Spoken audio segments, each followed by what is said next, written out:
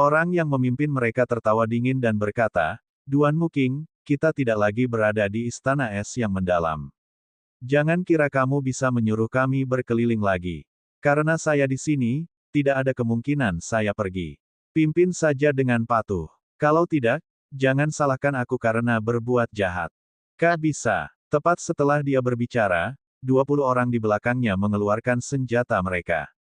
Mereka semua memancarkan niat membunuh saat mereka menatap Tuan Muking. Ceroboh. Tuan Muking mendengus dingin. Formasi es muncul di bawah kaki keempat wanita di belakangnya. Segera, formasi es terhubung dan menyebar ke kaki Tuan Muking.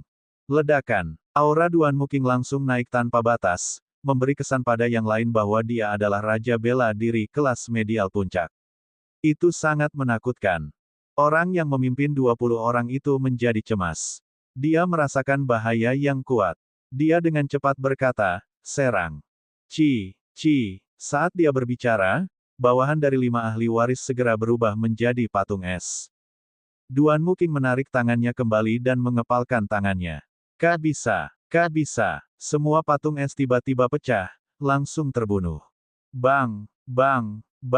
Saat bongkahan es jatuh ke tanah, mereka pecah lagi. Mayat-mayat yang terbungkus es terus-menerus terkoyak. Kelima ahli waris istana kerajaan ketakutan hingga wajahnya menjadi pucat. Tangan senjata mereka mulai gemetar. Enyahlah. Tuan Muking berkata dengan tenang. Tuan Muking telah membunuh 15 orang suci bela diri kelas tinggi secara instan.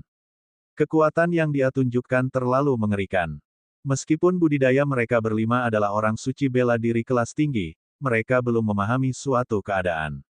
Mereka hanya sedikit lebih kuat dari martial saint biasa. Dibandingkan dengan para jenius sejati, mereka jauh lebih rendah.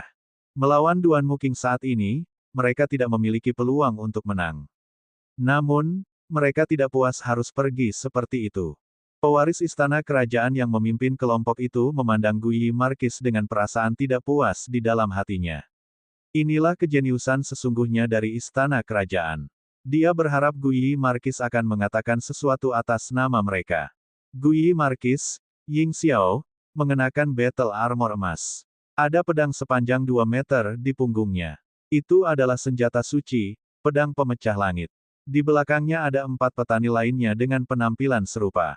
Ketika Guyi Markis melihat tatapan diarahkan padanya, dia melirik sekilas dan kemudian membuang muka, dia mengabaikan mereka. Dengan pupusnya harapan terakhir mereka hanya bisa meletakkan senjatanya dan pergi tanpa daya. Menggunakan teknik rahasia khusus, kekuatan keempat orang itu ditransfer dengan sempurna ke Tuan Muking. Hal ini menyebabkan kekuatan tempurnya langsung mencapai puncak raja bela diri kelas medial. Banyak orang tahu tentang rahasia di balik kekuatan Tuan Muking, tapi mereka tidak punya pilihan selain mengakui kekuatannya. Meskipun mereka mengetahui rahasianya, mereka tetap harus menghindari bentrokan dengan Tuan Muking. Di hadapan kekuasaan absolut, trik tidak akan berhasil. Xiao Chen telah mengalami ini secara pribadi dari aura Bing Hou. Ini adalah pembunuhan untuk membangun kekuatannya. Saat kita menemukan bunga es yang mendalam, orang-orang yang ingin bermain trik harus berpikir 2 kali, desah salah satu ahli waris. Bunga es yang sangat besar sangat berharga. Meskipun itu tidak seberharga harta karun rahasia atau teknik bela diri tingkat tinggi, itu sangat bermanfaat bagi para pembudidaya yang memiliki atribut es. Pada saat itu, mungkin ada seseorang yang mencoba memanfaatkan kekacauan untuk merebut bunga es yang sangat besar. Tuan Muking menyinggung beberapa ahli waris tanpa ragu-ragu karena masalah kecil, dan membunuh karenanya. Dia jelas-jelas memperingatkan yang lain. Xiao Chen bahkan curiga ketiga raja bela diri ini sengaja ditanam oleh klan Duanmu, semuanya agar mereka bisa memberi Tuan Muking kesempatan untuk membangun kekuatannya. Tuan Muking mengabaikan kritik semua orang. Dia berkata dengan suara lembut, bunga es yang sangat besar ini sangat penting bagi klan Duanmu saya. Kami telah menunggu selama 100 tahun. Setelah saya mendapatkan bunga es yang sangat besar, saya akan segera membuka sisa-sisa sekte Li Api untuk semua orang. Nona Duanmu, yakinlah, kami tidak akan memiliki desain apapun pada bunga es yang mendalam. Pimpin saja. Saya adalah seorang kultivator yang memiliki atribut api. Bunga es yang mendalam hanya akan merugikanku. Tidak perlu khawatir, Nona Duanmu. Siapapun yang berani merebut bunga es mendalam milik Nona Duanmu akan melawanku. Aku akan membantumu menghancurkan orang itu. Benar, benar, benar. Siapapun yang merampas bunga es mendalam Nona Duanmu adalah musuh kita. Setelah semua orang melihat kekuatan Duanmu King, mereka semua menyuarakan dukungan mereka padanya, berjanji untuk tidak mengambil tindakan untuk merebut bunga es yang sangat besar. Ketika Xiao Chen melihat situasinya, dia tidak mengatakan apa-apa. Jika itu adalah sesuatu yang akan dirampas, tentu saja itu akan terjadi. Kata-kata tidak berguna. Duanmu King berkata, terima kasih semuanya karena mengizinkan ini. Silakan ikut dengan saya. Setelah Duanmu King berbicara, dia memimpin kelompok itu ke dalam hutan yang menyeramkan. Ada banyak pohon besar dan tinggi di hutan, dengan banyak cabang dan dedaunan. Dibutuhkan lebih dari 2 orang untuk memeluk pohon. Lapisan tebal dedaunan dan beberapa rumput hitam ada di tanah. Ketika kelompok itu menginjaknya, mereka mengeluarkan suara gemerisik tanpa henti. Tidak ada seorang pun yang berani ceroboh di hutan tinta yang terkenal ini. Mereka semua fokus, mengamati sekeliling dengan cermat. Puci, tiba-tiba seekor ular hitam setebal paha manusia muncul dari dalam tanah. Tubuhnya dipenuhi ki hitam. Ada kilatan logam pada sisiknya yang padat. Ia menerkam dari belakang dan langsung menggigit kepala seorang kultivator. Itu seperti sambaran petir hitam, itu terjadi dalam sekejap. Kecepatannya sangat cepat sehingga tidak ada yang bisa bereaksi. Ci. Sebelum kelompok tersebut sempat membunuh ular tersebut, ratusan ular hitam serupa muncul dari dalam tanah. Banyak petani tidak sadar dan digigit sampai mati. Ada beberapa yang digigit di bagian lengan. Racunnya langsung menyebar ke seluruh tubuh mereka. Para pembudidaya yang digigit mulutnya berbusa dan mati karena bisa. Xiao Chen dengan cepat bergerak mundur, menghindari serangan ular hitam. Dia dengan cepat menggambar lunar shadow sabre miliknya. Lalu dia mengirimkan lampu listrik ungu dengan tebasan backhand. Sial, bilahnya mengenai kulit hitam ular itu dan mengeluarkan suara logam. Xiao Chen hanya membuat sebagian sisiknya turun. Pertahanan yang menakutkan. Hanya 20% kekuatanku tidak cukup untuk melukai mereka, pikir Xiao Chen dalam hati dengan heran. Ular hitam itu merasakan sakit. Tubuh bagian atasnya melompat ke udara dan menembak Xiao Chen dengan marah. Saat ia membuka rahangnya, ia memperlihatkan gigi-gigi yang mengerikan, berkilauan dengan cahaya dingin. Ekspresi Xiao Chen tetap tidak berubah. Dia mengacungkan lunar shadow sabre miliknya lagi, hanya menggunakan 20% kekuatannya lagi. Namun, kali ini, dia mengincar tempat di mana timbangannya terlepas. Dia segera memotong ular itu menjadi 2. Huci, tubuh bagian atas ular hitam di udara tidak mati. Ia menjulurkan lidahnya dan menuju ke kepala Xiao Chen dengan kecepatan kilat. Mati, Xiao Chen berteriak dan lunar shadow sabre berubah menjadi sambaran petir ungu. Lampu pedang tiba-tiba menyala di pedangnya. Dengan suara keras, ular itu hancur, mengubahnya menjadi debu. Ular itu berubah menjadi gumpalan kabut hitam. Bahkan sampai saat ini, ancaman ular hitam belum teratasi. Xiao Chen mengirimkan serangan telapak tangan dan menyebarkan ki hitam, menyelesaikan masalahnya. Orang lain tidak seberuntung Xiao Chen. Beberapa pembudidaya telah memotong ular hitam menjadi 2 bagian, namun mereka tidak menyangka kekuatan hidup ular hitam tersebut begitu kuat. Tubuh bagian atas mereka masih mampu menyerang, menyebabkan mereka mati di rahang ular. Ada juga beberapa orang yang menghadapi situasi ini dengan tenang. Guyi Markis bahkan tidak mengeluarkan senjatanya. Dia hanya meledakkan seekor ular hitam hingga berkeping-keping dengan sebuah pukulan. Lingkungan Jicangkong dipenuhi bintang berkelap-kelip yang tak terhitung jumlahnya. Mereka berubah menjadi untaian pedang ki yang tajam. Pedang ki ini sangat tajam sehingga dengan mudah membelah ular hitam menjadi 2. Untuk setiap bintang yang berkelap-kelip, seekor ular hitam mati. Dalam waktu singkat, lebih dari 10 ular hitam terbunuh. Hua Yunfei memegang pedang merah di tangannya. Dia mengungkapkan senyuman sinis saat dia menusukkan pedangnya ke ular hitam. Suara zizi terdengar terus-menerus dari sana. Ular hitam itu dengan cepat mengering, kekuatan hidup hitamnya yang aneh benar-benar tersedot hingga kering. Setelah menyerap kekuatan kehidupan hitam, cahaya merah pada pedang menjadi lebih terang. Pedang Mu Yansui bergerak dengan kecepatan tercepat. Dalam sekejap mata, jumlah serangan yang tidak diketahui dikirimkan. Seekor ular hitam dipotong menjadi potongan-potongan kecil yang tak terhitung jumlahnya saat ia melompat ke udara. Pewaris klan Yan di Provinsi Xie, kakak laki-laki Yan Qianhe, mengirimkan tangan hitam besar. Ia mencengkeram ular hitam yang tak terhitung jumlahnya dengan kuat, tidak membiarkan mereka bergerak sama sekali. Duan Muking bahkan lebih tenang lagi. Dia bahkan tidak bergerak. Ketika ular hitam mendekati wanita Duanmu, mereka perlahan berubah menjadi patung es sebelum mereka bisa mencapai mereka berlima. Setelah menarik napas, semuanya pecah menjadi potongan-potongan kecil es. Xiao Chen melihat sekeliling, tetapi tidak menemukan Chu Chaoyun. Dia mendongak dan menyadari bahwa Chu Chaoyun telah melompat ke puncak pohon besar pada waktu yang tidak diketahui. Ada senyum tipis di wajah Chu Chaoyun saat dia melihat orang-orang di bawahnya. Seolah-olah semua ini adalah pertunjukan yang menghibur. Ketika semua ular hitam dibunuh, mereka menghitung jumlah orang yang tersisa. Mereka menemukan bahwa lebih dari 20 orang hilang dalam gelombang serangan pertama. Termasuk orang-orang yang tewas di tangan Duan Muking, jumlah mereka telah berkurang dari lebih dari 100 menjadi sekitar 70 atau 80 orang. Kerugian tersebut cukup besar. Namun, sebagian besar orang yang meninggal adalah pembantu yang dibawa oleh ahli waris.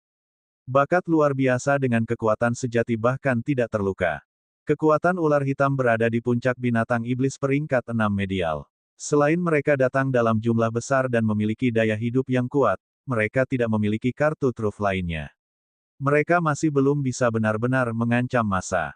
Tanda hubung tanda hubung tanda hubung. Setelah beristirahat sejenak, kerumunan melanjutkan perjalanan di bawah pimpinan Duan Muking. Binatang iblis yang mereka temui di sepanjang jalan semakin kuat. Berbeda dengan Ji Changkong dan para penggarap lainnya yang telah memahami keadaan, ahli waris lainnya mulai terluka. Jumlah mereka juga berkurang menjadi 60 orang. Sebelum sisa-sisa sekte Li Api tiba, mereka hanya memiliki separuh orang yang mereka mulai. Ada beberapa yang ingin keluar, tetapi meninggalkan grup sekarang jelas berarti mencari kematian. Jalan seorang kultivator sangatlah kejam. Momen ini seolah membuktikan hal tersebut. Mereka yang lemah atau malang menjadi batu loncatan dalam sekejap mata, dilupakan dengan dingin oleh orang lain. Contoh hidup yang muncul di hadapan Xiao Chen membuatnya semakin tegas. Dia sama sekali tidak bisa menjadi batu loncatan bagi orang lain. Tiba-tiba, Duan Muking berhenti. Dia menunjuk ke sebuah pohon di depan dan berkata, "Kami sudah sampai." Bunga es yang sangat besar ada di balik pohon. Namun, ada binatang iblis peringkat 7 yang menjaganya. Kita harus membunuhnya terlebih dahulu sebelum kita dapat memetik bunga es yang mendalam. Binatang iblis peringkat 7, ekspresi semua orang berubah ketika mereka mendengarnya. Seorang pewaris berkata dengan ketidakpuasan, "Duan Muking, bukankah kamu mengatakan bahwa bunga es yang mendalam ada di pinggiran hutan tinta? Mengapa ada binatang iblis peringkat 7? Apakah kamu mempermainkan kami sebagai orang bodoh?" Duan Muking berkata dengan tenang, "Aku tidak berbohong padamu. Ini masih merupakan pinggiran hutan tinta. Saya tidak pernah menjamin bahwa tidak ada binatang iblis peringkat 7 di pinggiran." Memang benar, Duan Muking hanya mengatakan bahwa bunga es yang sangat besar berada di pinggiran hutan tinta.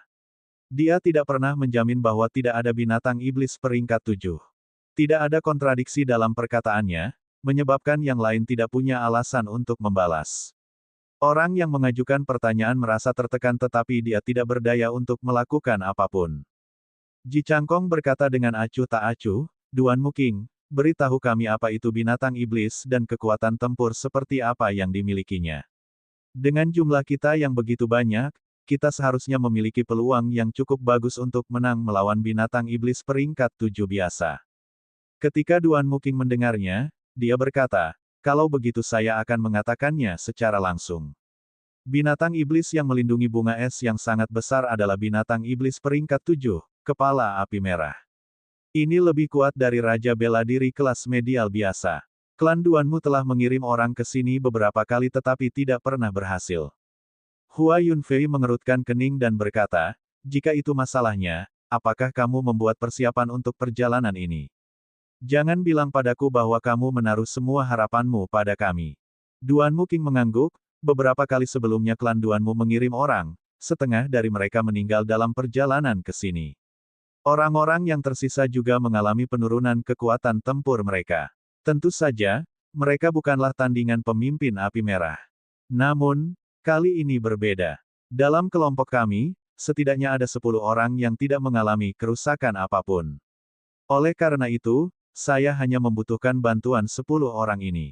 Orang-orang yang tersisa dapat membantu mengusir binatang iblis yang datang dari sekitar. Hua Yunfei berkata, kamu mengatakannya dengan penuh percaya diri. Anda masih belum memberitahu kami apa kartu truf yang harus dihadapi dengan Scarlet Flame Chief. Ekspresi tenang muncul di wajah dingin Duan Muking. Dia berkata dengan lembut, kartu Tram, saya adalah kartu truf untuk operasi ini. Ada pertanyaan lain. Kata-kata yang berani. Semua orang berpikir. Namun, ketika mereka memikirkannya, itu seperti yang dia katakan. Klan Duanmu bisa menggunakan teknik rahasia untuk menggabungkan kekuatan mereka menjadi satu orang. Ini adalah sesuatu yang hanya bisa digunakan oleh ratu mereka, ini memang kartu truf. Pandangan aneh muncul di mata Hua Yunfei. Dia berkata, baiklah, saya tidak punya pertanyaan lagi. Sekarang, beritahu kami 10 orang mana yang Anda perlukan bantuannya. Ketika orang banyak mendengar ini, mereka pun penasaran. Siapa sebenarnya 10 orang yang tidak terluka sama sekali dan masih memiliki kecakapan tempur penuh? Duan Muking berkata dengan lembut, saya harap orang yang saya panggil tidak menolak undangan saya. Aku hanya akan membuka sisa-sisa sekte Li Api jika kita bisa membunuh kepala api merah. Kalau tidak, kalian semua akan melakukan perjalanan yang sia-sia. Setelah Duan Muking mengatakan itu, dia mulai menatap kerumunan dengan matanya. Lalu, dia perlahan berseru, Chu Chaoyun, kamu tidak punya alasan untuk menolakku kan? Chu Chaoyun tidak memiliki sedikit pun keterkejutan di wajahnya. Dia tersenyum tipis dan berkata, tentu saja tidak.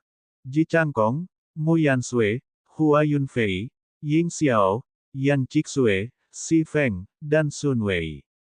Kalian semua tidak punya alasan untuk menolakku kan? Ketujuh orang yang dipanggil tidak berkata apa-apa, dianggap sudah menerima undangan tersebut. Ketujuh orang ini adalah murid favorit dari 3 sekte besar atau pewaris klan bangsawan dengan warisan roh bela diri. Penonton tidak terlalu terkejut dengan pilihan tersebut. Itu sudah 8 orang, masih ada 2 lagi. Penonton mulai mencoba mencari tahu siapa yang belum dipanggil. Tiba-tiba, pandangan Duan Muking berhenti di sudut tersembunyi. Semua orang melihat ke arah pandangannya dan menemukan dia sedang melihat Du Hao. Du klan di Provinsi Nanling dianggap sebagai klan dengan kekuatan tertentu. Namun, mereka jauh dari sebanding dengan 2 klan bangsawan martial spirit yang diwarisi.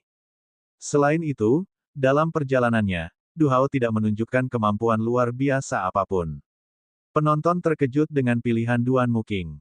Du Hao merasakan tatapan Duan Muking dan dia berkata dengan lembut, Nona Duanmu, apakah Anda termasuk saya dalam salah satu dari 10? Tatapan Duan Muking sangat cerah seolah dia bisa melihat semua kepura-puraan Du Hao. Dia membalas dengan pertanyaan, bagaimana menurut Anda? Du Hao menggelengkan kepalanya dalam hati, dia tidak ingin mengungkapkan dirinya saat ini. Namun, jika ditolak, akan mudah menimbulkan kemarahan massa. Kepala api merah harus mati, jika tidak, kerumunan tidak akan bisa memasuki sisa-sisa api Lisek. Jika dia tidak bersedia, dia bisa menggunakannya sebagai alasan untuk mengecualikannya. Orang-orang yang terpilih sebelumnya pasti tidak bersedia. Namun setelah mempertimbangkan pro dan kontra, mereka terpaksa menyetujuinya. Setelah memikirkan hal itu, Du Hao hanya bisa menyetujui keputusan pihak lain.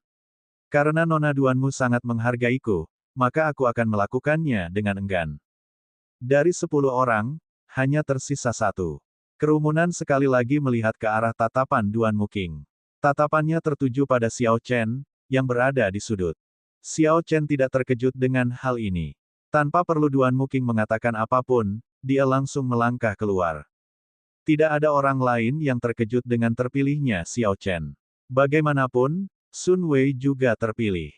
Mengingat Xiao Chen dapat dengan mudah memukul mundur Sun Wei, pilihan ini mudah. Melihat 10 orang semuanya setuju, Duan Muking berkata kepada 50 orang yang tersisa, bagilah menjadi kelompok yang terdiri dari 5 orang, bentuk 10 kelompok dan sebarkan dirimu di area dalam jarak 1000 meter. Pastikan saja binatang iblis tidak mendekati kita. Pengaturan seperti itu juga untuk mencegah orang-orang ini memanfaatkan kekacauan untuk merebut bunga es yang mendalam. Bunga es yang mendalam harus benar-benar diperoleh, tidak boleh ada ruang untuk kesalahan. Meskipun 50 orang itu tidak bersedia, menghadapi binatang iblis lainnya lebih baik daripada binatang iblis peringkat 7, bahayanya lebih kecil. Selanjutnya, sisa-sisa Sekte Api Li belum dibuka. Mereka hanya bisa mematuhi instruksi Duan Muking untuk saat ini. Setelah beberapa saat, setelah 50 orang itu pergi, Duan Muking berkata, ada bunga es besar yang tumbuh di gundukan di belakang pohon besar itu. Kepala api merah tidak pernah meninggalkan sekitar bunga es yang mendalam. Xiao Chen melihat ke arah yang ditunjuk Duan Muking. Pohon besar itu berjarak sekitar 1000 meter dari rombongan. Batang pohon itu membutuhkan 5 orang yang saling mengaitkan tangan untuk membungkusnya. Tingginya beberapa ratus meter, penuh dengan cabang dan dedaunan. Pohon yang tinggi itu memiliki akar yang bengkok dan persendian yang saling bertautan, menghalangi pandangan mereka sepenuhnya. Biarkan aku melihat binatang iblis macam apa sebenarnya kepala api merah ini. Hua Yunfei berteriak. Pedang merah di tangannya tiba-tiba memancarkan cahaya merah menyala. Kamu, pedang merah yang tajam dan bergelombang Qi terbang dengan cepat ke arah pohon besar itu. Pedang merah Qi sangat tajam, dengan mudah mematahkan batang pohon. Gemuruh. Pohon besar itu tumbang dengan keras ke tanah. Semua orang akhirnya bisa melihat seperti apa rupa Scarlet Flame Chief. Itu sangat mirip dengan kera dari bumi. Ia berdiri tegak di tanah dan tingginya 8 meter. Bahunya lebar dan sangat kokoh. Otot-otot di dadanya menonjol keluar, seperti gunung kecil. Itu ditutupi bulu hitam dan ada nyala api merah menyala di matanya. Hal yang paling aneh adalah ada pedang sepanjang 2 meter yang tergantung di bahunya. Ada bunga putih kristal yang anehnya duduk di gundukan di belakang kepala api merah. Itu seharusnya adalah bunga es yang sangat besar. Pedang merah Qi tidak kehilangan kekuatannya saat terus terbang ke depan dengan cepat. Ketika kepala api merah melihat pedang Qi, sudut bibirnya melengkung, memperlihatkan senyuman yang menyeramkan dan mengerikan. Kepala api merah menggunakan tangan kirinya untuk menghancurkan pedang Qi dengan keras. Pedang Qi yang sangat tajam ini segera tersebar dan berubah menjadi untaian cahaya merah sebelum menghilang. Ekspresi Hua Yunfei sedikit berubah. Dia berkata dengan kaget, ini sungguh kuat. Satu tamparan darinya mampu menghancurkan pedang Qi-ku yang berdarah. Saya bertanya-tanya seberapa kuat serangan kekuatan penuhnya. Pergi. Duan Muking berteriak. Dia segera memimpin keempat kultivator klan Duan Mu maju. Kelompok mereka yang lain mengikuti di belakang Duan Muking. 1000 meter hanyalah beberapa saat bagi Xiao Chen dan yang lainnya. Segera, mereka tiba di hadapan kepala api merah.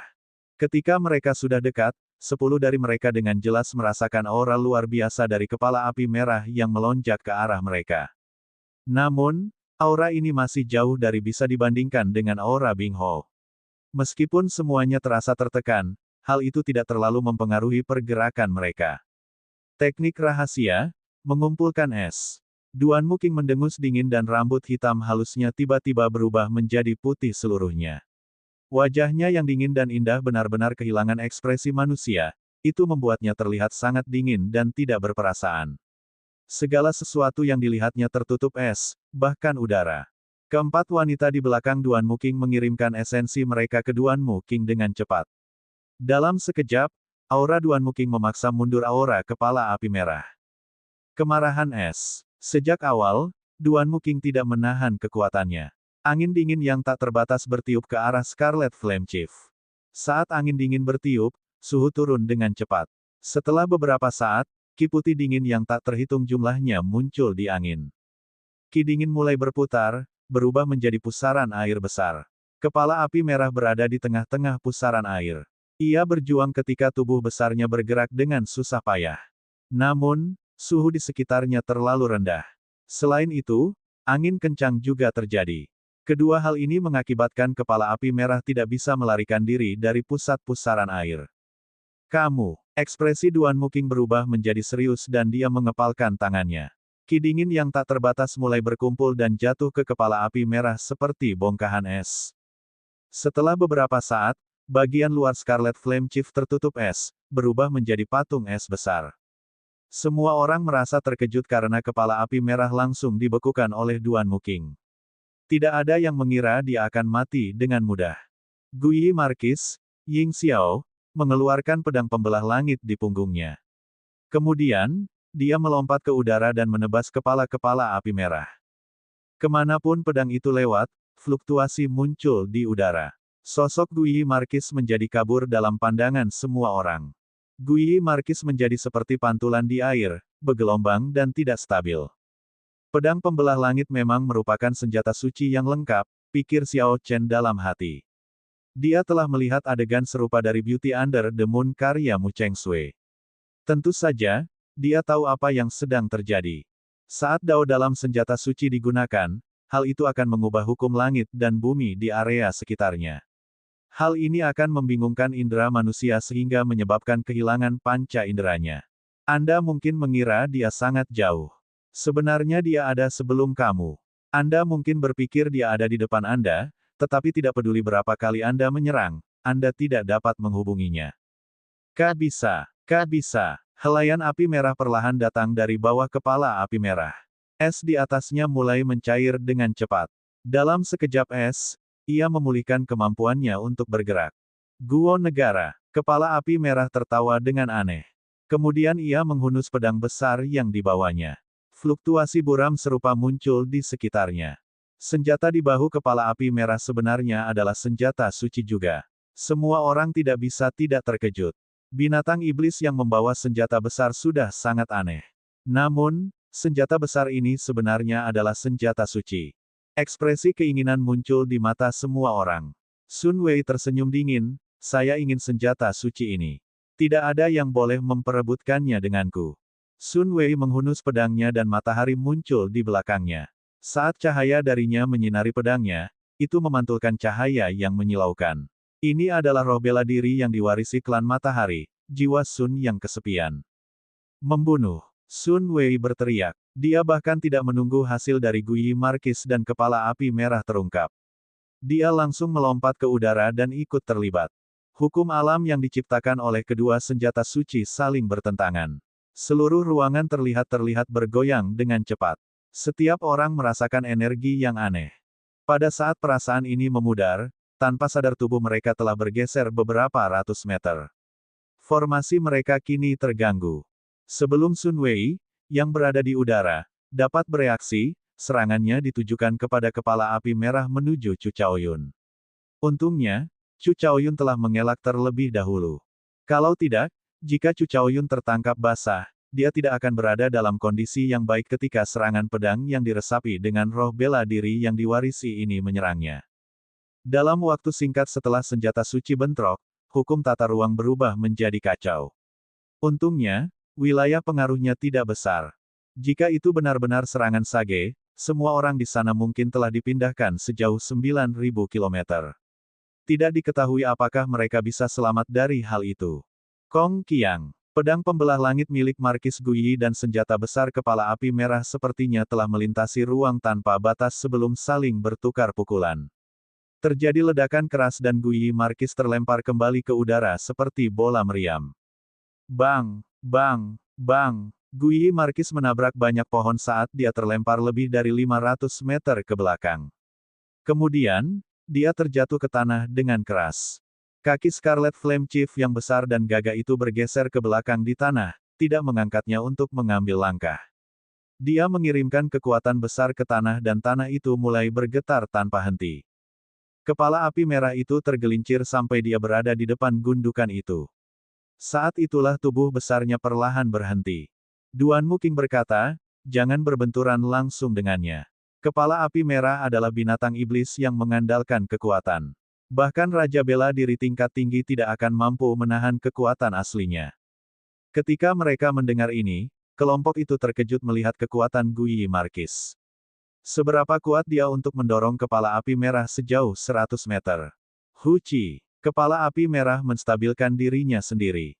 Kemudian kakinya yang besar menginjak tanah. Seluruh hutan mulai berguncang. Ia melompat ke udara, menebas Mu Yansui dengan pedangnya secepat kilat. Sepertinya kepala api merah ini juga memiliki penilaian dan kecerdasan yang luar biasa. Bisa dikatakan bahwa Duan Muking sulit untuk dihadapi, jadi dia tidak menyerangnya terlebih dahulu. Sebaliknya, Ia memilih untuk menyerang Mu Yansui yang lebih lemah terlebih dahulu. Ekspresi Mu Yansui tidak berubah.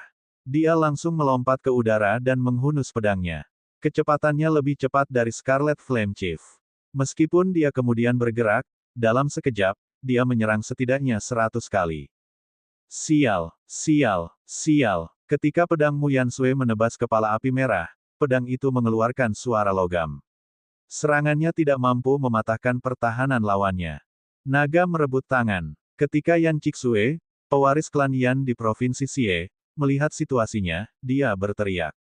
Dia menggunakan teknik bela diri warisan klan Yan, membuat tangan hitam besar muncul entah dari mana. Tangan hitam besar itu mengepal dan mencengkeram tubuh besar kepala api merah dengan erat, tidak membiarkannya bergerak.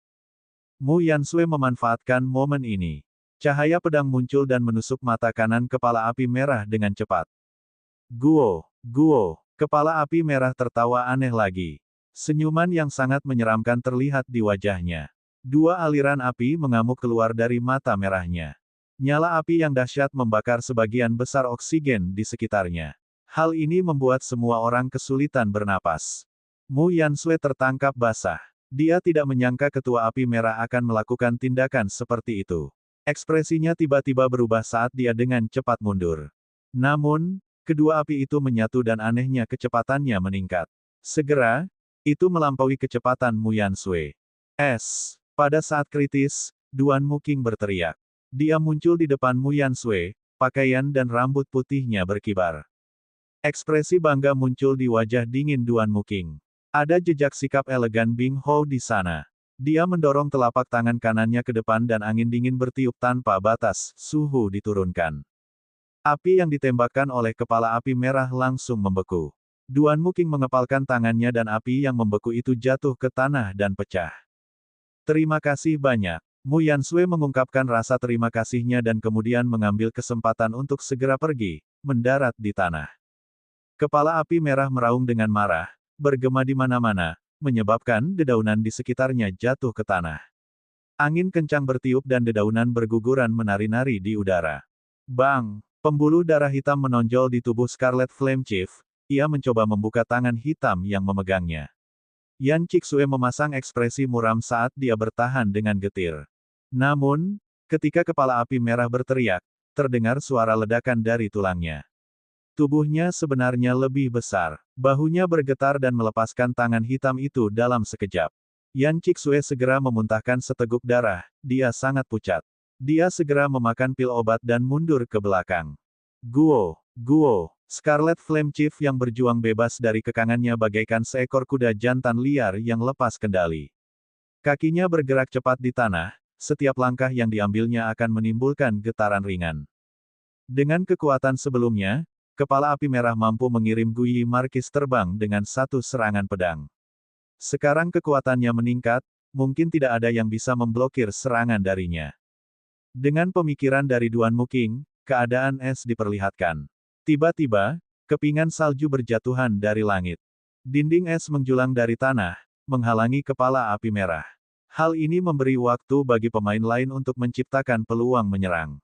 Bang! Bang! Bang! Tubuh besar kepala api merah itu bagaikan gunung kecil. Dinding es tebal, yang sebelumnya mampu memblokir serangan Xiao Chen dan Sun Wei secara bersamaan, seperti cabang mati di pohon di depan serangan Scarlet Flame Chief, semuanya hancur menjadi pecahan kecil. Hujan salju menjadi semakin deras. Kepingan salju yang lembut sudah menjadi seukuran bulu angsa. Tanah di hutan tertutup lapisan salju tebal. Rasanya musim dingin telah tiba. Ketika keadaan es Duan Muking diperlihatkan hingga batasnya, angin dan salju yang tak terbatas berkumpul. Dinding es yang lebih kuat dari sebelumnya bangkit. Perubahan terakhir yang tak terhentikan dari kepala api merah terhenti. Ketika tubuh besarnya menabrak dinding es besar, ia memantul kembali dengan keras. Namun, sebelum kelompok itu bisa bergembira, kepala api merah mengirimkan serangan pedang saat ia terbang kembali. Dinding es terbelah menjadi dua. Namun, Duan Muking telah mencapai tujuannya, dia berhasil menunda kepala api merah. Permainan pedang astral, cahaya abadi. Ji Changkong berteriak dan seluruh hutan menjadi gelap gulita.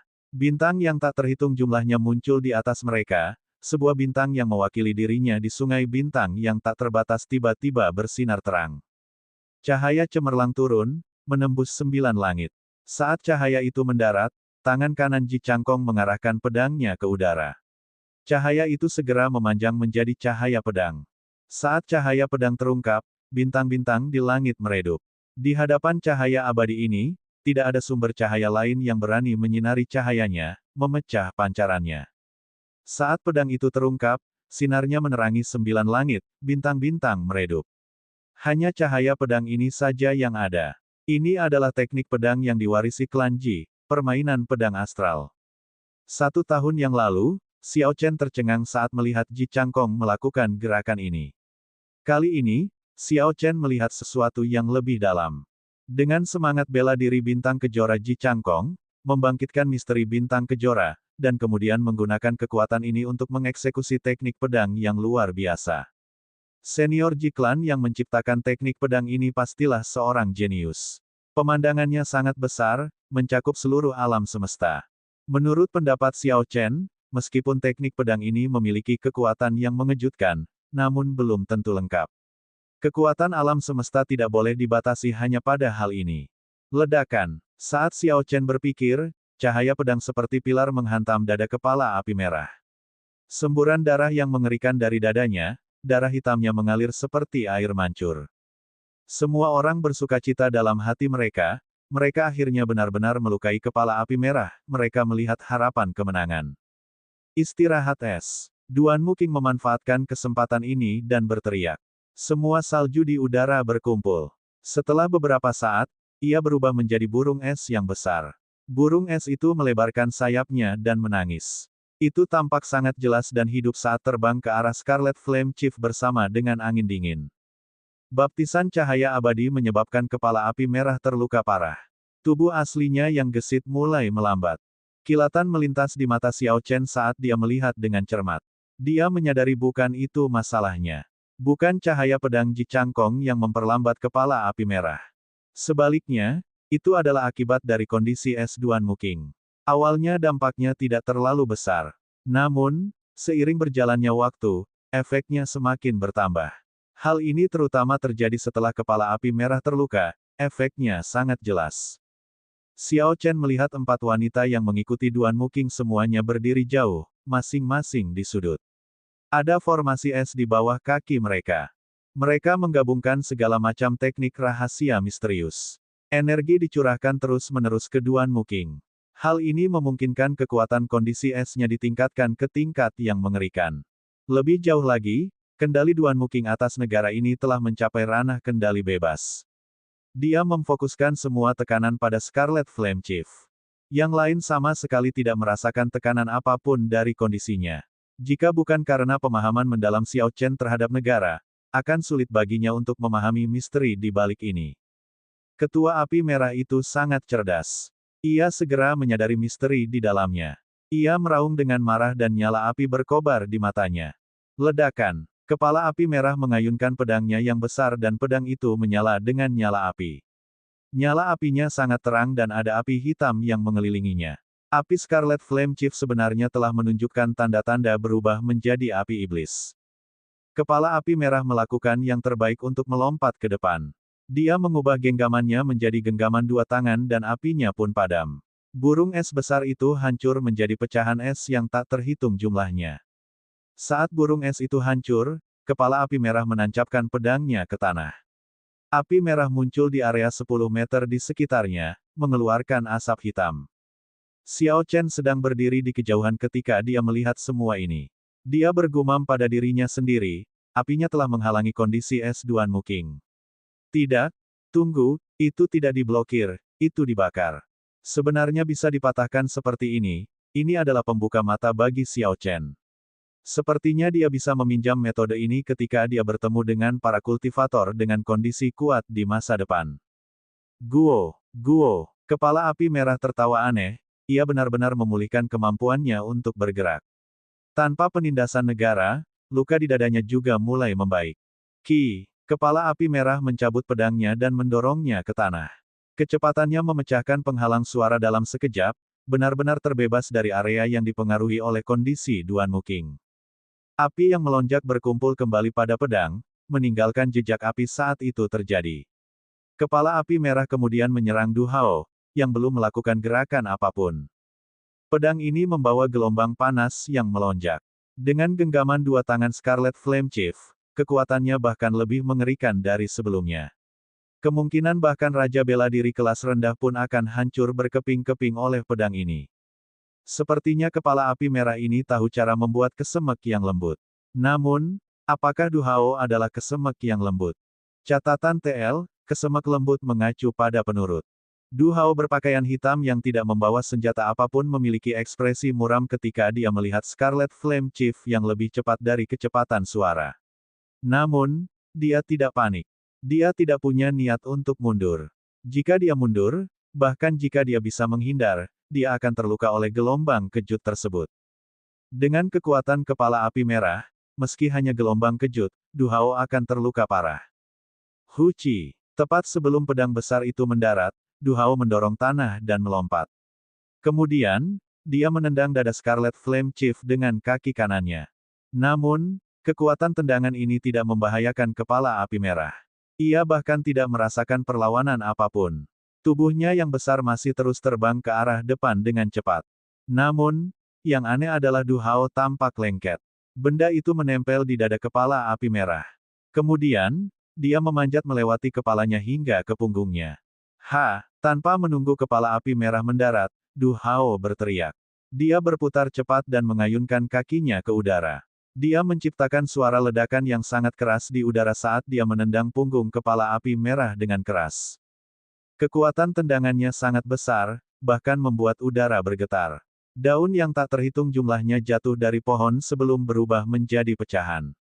Semua ini terjadi pada saat percikan api beterbangan.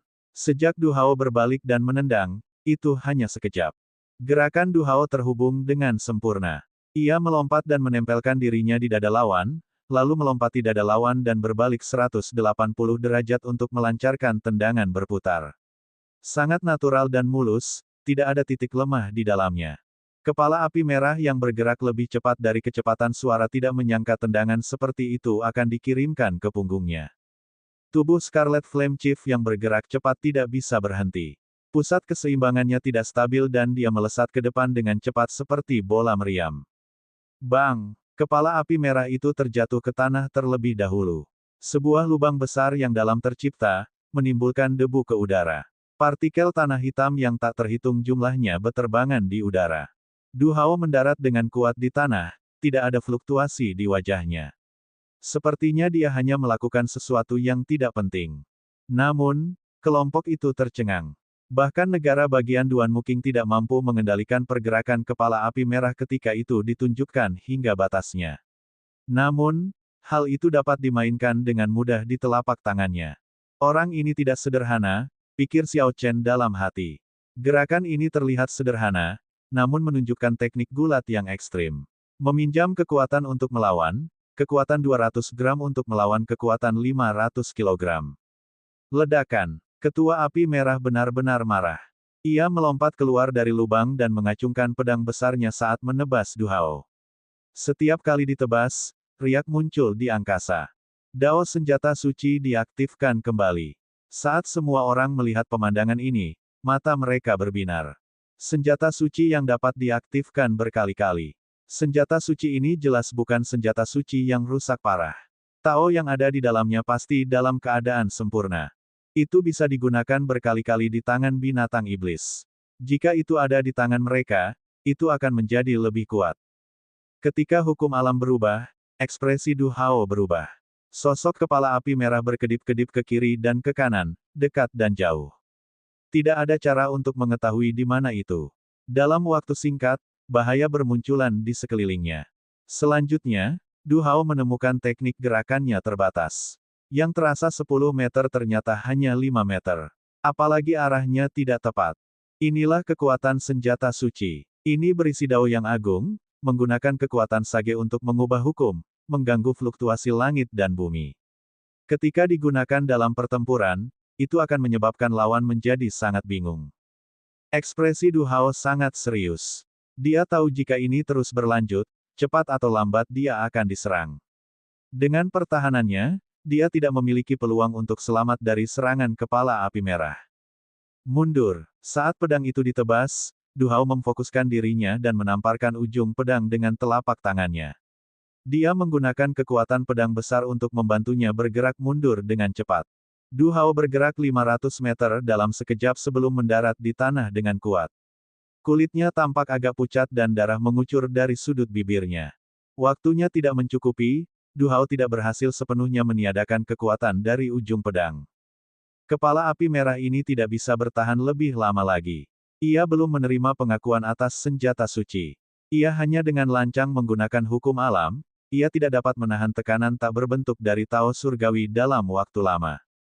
Guyi Markis, yang juga memiliki senjata suci, berkata dengan wajah pucat. Dia masih belum pulih dari luka yang dideritanya ketika dia secara paksa bertukar gerakan dengan kepala api merah sebelumnya. Ketika orang banyak mendengar ini, mereka melihat dengan cermat. Seperti yang dikatakan Guyi Markis. Tidak diketahui kapan, namun tubuh besar kepala api merah itu telah mengecil. Terlebih lagi, auranya jauh lebih lemah dari sebelumnya. Saat ini, luka yang ditinggalkan Ji Changkong belum juga pulih. Sebaliknya, itu menjadi lebih kritis, darah yang tercurah menjadi lebih mengerikan. Kematian berdarah di bawah langit, pakaian berdarah di atas kuda yang marah. Menetapkan jiwa kesepian matahari, ratusan perang mengejutkan para dewa. Jari pemecah surga yang menghancurkan bumi. Hua Yunfei dan Si Feng, yang belum bergerak, serta Sun Wei yang gagal melakukan serangan, telah menyimpan kekuatan untuk waktu yang lama. Mereka akhirnya mengambil tindakan pada saat ini. Teknik bela diri yang diwariskan dieksekusi tanpa hambatan. Lampu warna-warni muncul di hutan, angin kencang bertiup. Gelombang kejut dari 3 teknik bela diri yang diwariskan bergabung menjadi satu. Saat mereka bergema di udara, pepohonan menghantam truk mereka, hancur berkeping-keping. Kepala api merah mengungkapkan ketakutannya ketika menghadapi 3 serangan mengerikan itu. Ia melihat bunga es yang sangat besar di gundukan itu dan mengungkapkan ekspresi ketidakpuasan di matanya. Kepala api merah mengayunkan pedangnya dan mengubah hukum alam lagi. Jelas dia ingin memblokir 3 serangan tersebut. Namun, kali ini, pedang besar itu menolak untuk dikendalikan di tengah ayunannya dan berjuang keluar. Hukumnya hancur dan kepala api merah menerima reaksi keras. Ia memuntahkan seteguk darah dari mulutnya. Itu langsung menjadi sangat lemah. Bang, bang, bang, ada 3 suara keras. 3 serangan mendarat di Scarlet Flame Chief satu demi satu. Kepala api merah yang sangat lemah tidak dapat menahan serangan dari 3 teknik bela diri yang diwarisinya. Kepala api merah terluka dan tubuhnya berantakan. Black Demonic Ki bocor terus-menerus. Kekuatan hidup yang kuat dengan cepat menghilang. Aku, Hua Yunfei, menginginkan senjata suci ini. Enyahlah. Senjata suci ini milikku, Sun Wei. Hanya aku, Si Feng, yang memiliki kualifikasi untuk mendapatkan senjata suci. Ketika mereka melihat senjata suci terbang keluar, setelah mereka menyerang, mereka tidak peduli dengan kepala api merah yang terluka parah. Sebaliknya, mereka mulai berebut senjata suci, tidak membiarkan satu sama lain untuk merebutnya. Harus dikatakan bahwa pemandangan seperti itu sungguh ironis. Guyi Markis dan Yan Cixue terluka. Ji Changkong dan Mu Yansue telah menghabiskan banyak esens. Perhatian Duan Muking sepenuhnya terfokus pada bunga es yang sangat besar. Di antara kelompok tersebut, hanya Xiao Chen dan Chu Chaoyun, yang belum bergerak, yang dapat terus bersaing memperebutkan senjata suci. Namun, tatapan keduanya tidak tertuju pada senjata suci. Sebaliknya, mereka fokus pada Scarlet Flame Chief yang terluka di tanah. Inti iblis dari binatang iblis seperti kepala api merah, yang mulai memahami api iblis, bernilai setidaknya 1000 batu roh kelas medial. Senjata suci itu terlalu mencolok. Sekalipun mereka mendapatkannya, mereka mungkin tidak bisa pergi dengan selamat. Inti iblisnya berbeda, dan itu bukanlah target yang jelas. Terlebih lagi, kegunaannya sangat langsung, tidak seperti senjata lubang. Bahkan jika mereka mendapatkan senjata suci, akan membutuhkan waktu lama untuk memahami Tao yang ada di dalamnya. Kalau tidak, jika mereka dengan ceroboh menggunakan kekuatan senjata suci, kepala api merah adalah contoh yang sangat bagus untuk itu. Bagaimana hukum alam bisa dengan mudah diubah oleh manusia? Keduanya bertukar pandang, tatapan mereka bertemu satu sama lain di udara seperti pisau tajam. Aura mereka tidak saling memberi jalan. Ini akan menentukan siapa yang akan mendapatkan inti iblis. Huci. Tiba-tiba, Chu Chaoyun bergerak. Dia menembakkan dua pedang tajam Qi dari jari-jarinya. Dia dengan cepat menggali inti iblis dari kepala api merah sebentar lagi. Kepala api merah itu berteriak dengan kesakitan namun dia tidak punya cara untuk melawan. Ketika inti iblis meninggalkan tubuhnya, api yang menyala di matanya telah padam sepenuhnya. Api merah menyala di inti iblis ungu saat ia terbang keluar dari kepala api merah dengan cepat. Chu Chaoyun mengulurkan tangannya dan kekuatan hisap datang darinya, menyedot inti iblis ke tangannya. Namun, Xiao Chen tidak memberinya kesempatan ini. Dia mengedarkan Azure Dragon Cloud Soaring Art dan kecepatannya ditingkatkan hingga batasnya. Dia mengejar Demonic Core yang terbang. Bang! Saat Xiao Chen menangkap inti iblis, Chu Chaoyun mengikuti dari belakang dan menggunakan telapak tangannya sebagai pedang untuk menebas pergelangan tangan Xiao Chen. Inti iblis ungu segera meninggalkan tangan Xiao Chen dan terlempar ke langit. Bang! Bang! Bang! Keduanya langsung melompat ke udara, bertukar gerakan terus-menerus di udara. Serangan telapak tangan dikirim terus-menerus. Dalam waktu singkat, mereka telah bertukar beberapa gerakan. Gelombang kejut yang kuat menyebabkan inti iblis ungu terlempar lebih tinggi. Ledakan. Tiba-tiba, cahaya keemasan muncul di mata Chu Chaoyun. Api emas segera ditembakkan ke kepala Xiao Chen. Xiao Chen dengan cepat menggunakan api sejati guntur ungu untuk melawan. Bang! Api ungu disebarkan oleh api surgawi. Api emas terbang ke arah Xiao Chen dengan cepat, dia tidak punya pilihan selain mendarat di tanah untuk menghindar dengan cepat. Saya minta maaf, inti iblis ini milik saya. Chu Chaoyun tersenyum lembut dan melompat lebih tinggi ke udara. Sepertinya dia akan meraih inti iblis. Setelah Xiao Chen mendarat, dia sama sekali tidak cemas. Dia langsung mengaktifkan Windwalk Shoes dan kecepatannya menembus penghalang suara. Saat Chu Chaoyun hendak meraih inti iblis, Xiao Chen berubah menjadi kilatan cahaya ungu dan disapu oleh Chu Chaoyun. Pada saat cahaya ungu menghilang, Chu Chaoyun mengepalkan tinjunya dan menemukan bahwa dia mengambil udara kosong. Tanpa ragu-ragu, Xiao Chen dengan cepat melemparkan inti iblis yang terbakar dengan api hitam ke dalam cincin semesta miliknya, tidak memberi Chu Chaoyun kesempatan untuk melakukan apapun. Dong, dong, dong, langkah kaki yang mendesak terdengar dari segala arah. Orang-orang di sekitarlah yang mengetahui bahwa aura kepala api merah telah menghilang.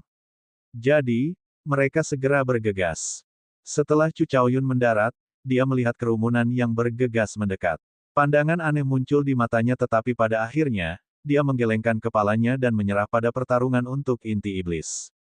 Ini belum waktunya untuk berusaha sekuat tenaga.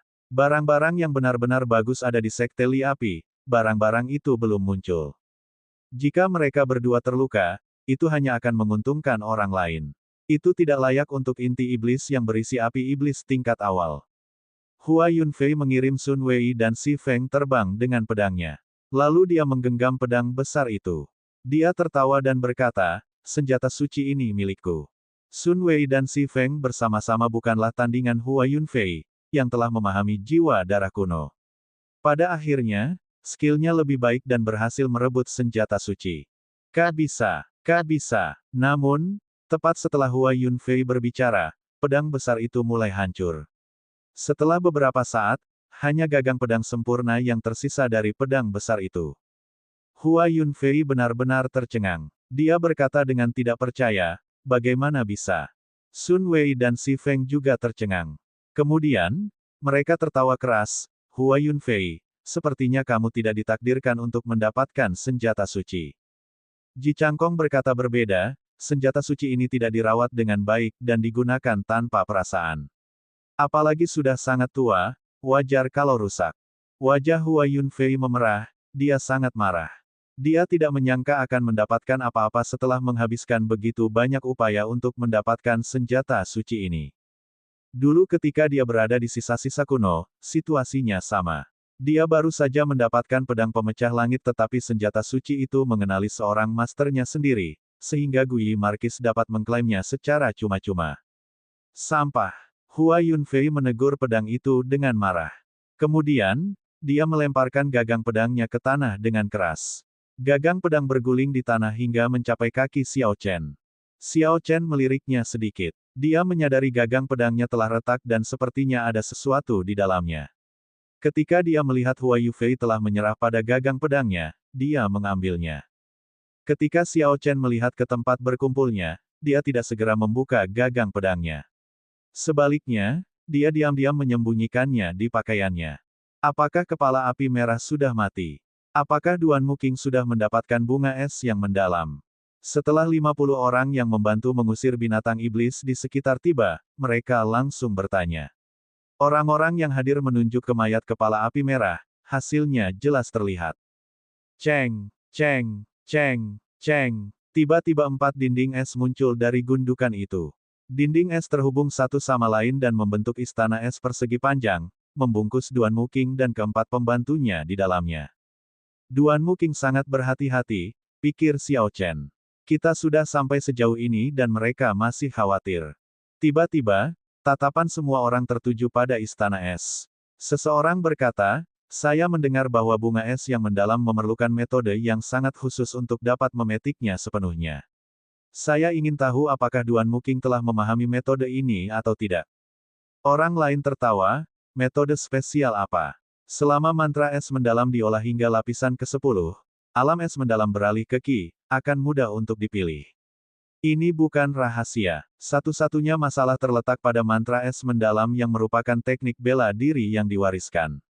Tidak ada orang lain yang bisa mempraktikkannya. Mantra es yang mendalam adalah teknik budidaya peringkat bumi yang tertinggi. Mungkinkah Duan Muking sudah berkultivasi hingga lapisan ke-10? Ada yang terlalu mengerikan. Itu seharusnya benar. Sejak dia dikalahkan oleh Xiao Chen di hutan Savage, dia telah berkultivasi dengan getir. Peningkatan kultivasinya sangat mengerikan. Aku ingin tahu di mana Xiao Chen berada hari ini.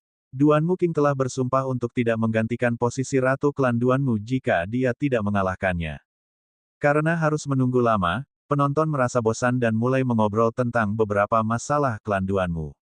Saat mereka mengobrol, topiknya dialihkan ke Xiao Chen. Xiao Chen terdiam. Dia ingat hari itu di platform yang menjulang tinggi. Dia telah mengambil cincin tata ruang Duan Muking. Duan Muking berkata kepadanya, meskipun beberapa barang adalah milikmu, bahkan setelah kamu mengambilnya, kamu harus memuntahkannya. Sepertinya aku benar-benar telah menjadi iblis hatinya. Xiao Chen tersenyum pahit pada dirinya sendiri. Xiao Chen adalah iblis hati Duan Muking. Sedangkan untuk dirinya sendiri, bagaimana Ji Changkong, Gui Markis, dan yang lainnya bukan iblis hatinya. Alasan utama mengapa Xiao Chen menerima misi ini adalah agar dia dapat melihat kekuatan orang-orang ini secara pribadi. Lagi pula, jika Xiao Chen hanya mengandalkan kata-kata si gendut selama pertemuan singkat mereka, akan sangat sulit untuk benar-benar memahaminya. Yang terbaik adalah melihatnya sendiri. Dengan begitu, dia bisa memahaminya secara menyeluruh. Jika Xiao Chen tidak benar-benar mengalahkan orang-orang ini, dia tidak akan berpikir untuk meninggalkan negara Qin besar. Akan ada penyesalan abadi yang tertinggal di hatinya jika dia melakukan hal itu. Hal ini mungkin menyebabkan kultivasi pikirannya tidak pernah mencapai kesempurnaan. Lihat, Duan Muking keluar. Cepat, suruh dia membawa kita ke sisa-sisa sekte Li Api, kata seseorang dengan penglihatan tajam. Mereka melihat istana es berbentuk persegi perlahan mencair. Duan Muking dan keempat pembantunya segera keluar. Bunga es yang sangat besar di gundukan itu telah hilang. Hua Yunfei berkata dengan cemberut, Duan Muking, kamu telah mendapatkan bunga es yang sangat besar. Anda sudah bisa membantu kami membuka sisa-sisa aula cabang sekte Li Api, kan? Melihat tatapan cemas di mata semua orang, Duan Muking berkata dengan tenang, terserah kamu. Duan Muking mengulurkan satu tangan dan gundukan itu tertutup es yang tak ada habisnya.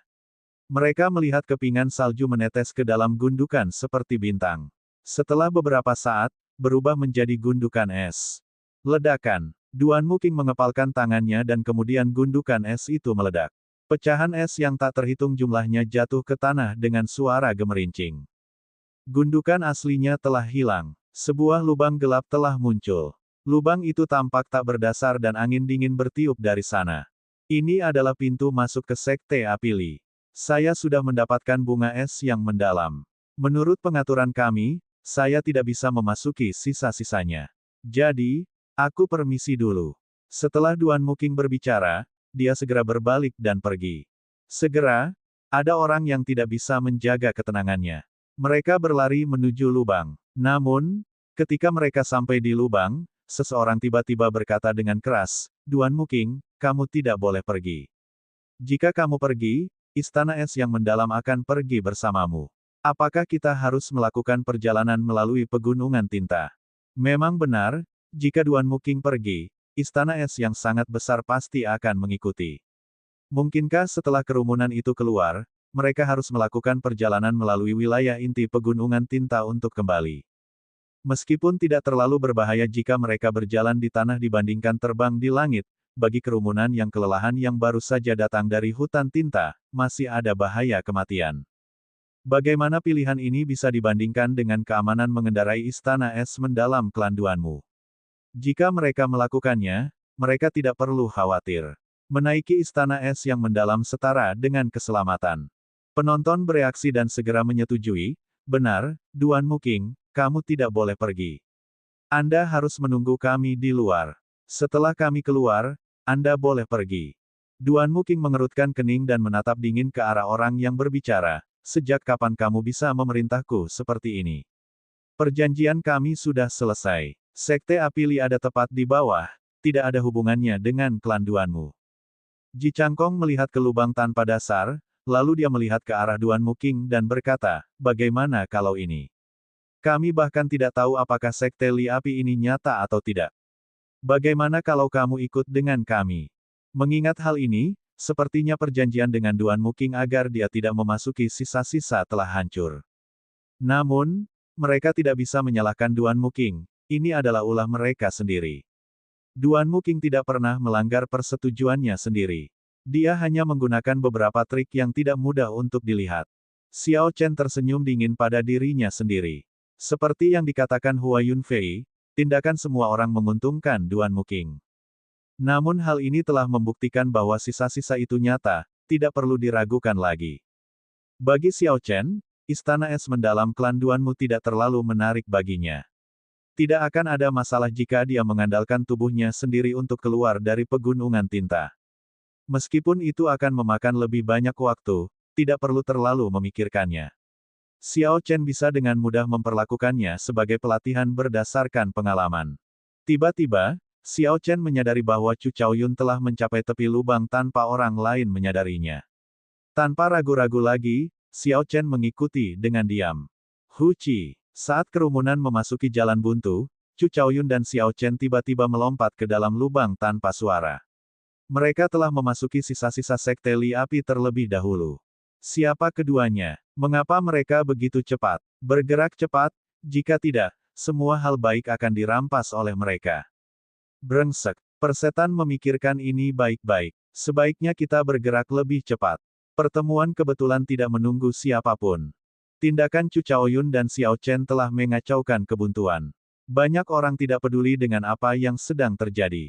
Mereka bergegas menuju lubang dan melompat ke bawah secepat mungkin, saling mendorong di sepanjang jalan. Hanya sedikit orang yang tetap tenang. Mereka tidak melompat turun secara impulsif. Sebaliknya, mereka menunggu untuk melihat apa yang akan dilakukan Duan Muking. Belum lagi masalah perjalanan pulang, tanpa memahami apapun tentang sisa, tidak bijaksana untuk terburu-buru turun.